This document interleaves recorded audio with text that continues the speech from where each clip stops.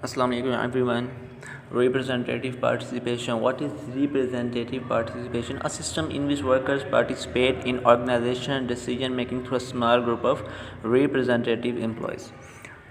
मतलब कि एक ऐसा सिस्टम जिसके अंदर वर्कर्स कंपनी के डिसीजन मेकिंग ग्रुप के अंदर शामिल हों स्मॉल ग्रुप की सूरत में, उसे हम कहते हैं representative participation. Work council group of nominated और elected employees who must be consult when management worker decision involving personally. मतलब कि एक ऐसा ग्रुप जिसको हम खुद नॉमिनेट करें और फिर जब कंपनी कोई डिसीजन ले, कोई फ़ैसला करे, तो उसके अंदर वो हमारा जो नुमाइंदा होता है वो शिरकत करे और हमारे जो काम होते हैं, जो हमारी रिक्वायरमेंट्स होती हैं, उनको एक्सप्लेन करें. उसे हम कहते हैं वर्क काउंसिल. ये हर जगह होती हैं. लाइक हमारी गवर्नमेंट के अंदर भी वर्क काउंसिल्स हैं, और जैसे ओल्ड फैक्ट्रीज होती थी उसके अंदर भी वर्क काउंसिल्स चलती थी. आगे आता है बोर्ड रिप्रेजेंटेटिव. बोर्ड रिप्रेजेंटेटिव क्या होता है?